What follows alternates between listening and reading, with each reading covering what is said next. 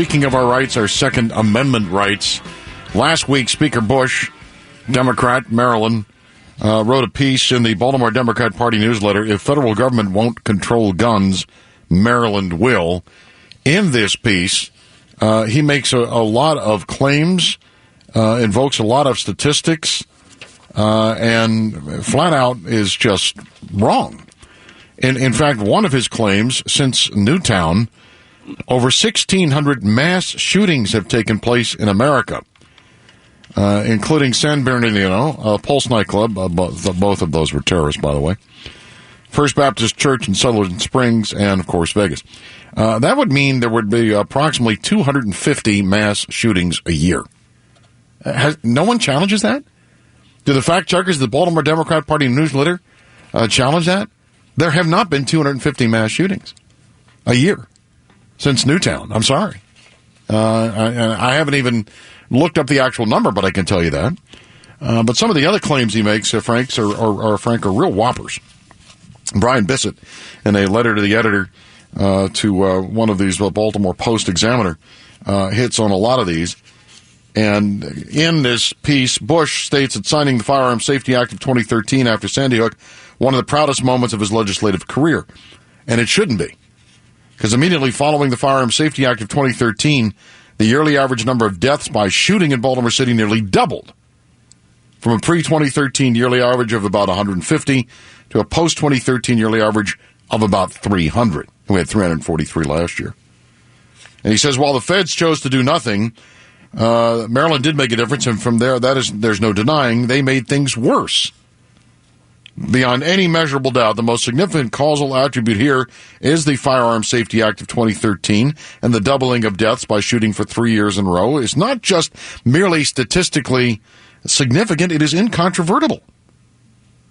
Bush goes on to erroneously state, the Firearm Safety Act strikes the balance between preserving Second Amendment rights and upholding public safety, which has been affirmed over and over again by the courts. Well, the truth of the matter is, Maryland courts first ruled both good and substantial requirement for handgun permits was unconstitutional.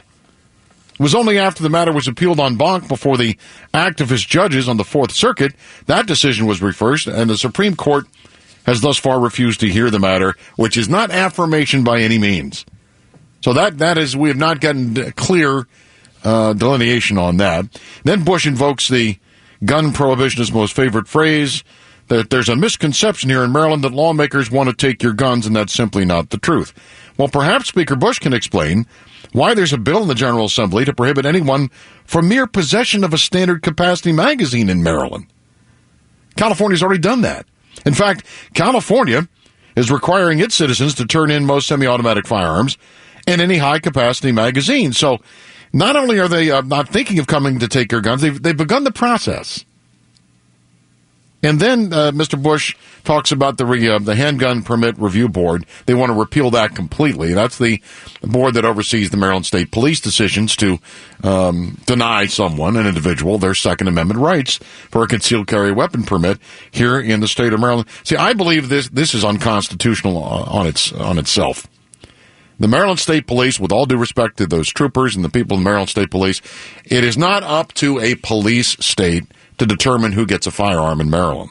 Once you pass the NICS, the instant background check system, then anyone and everyone should be able to get a firearm, and they should be able to take it wherever they want.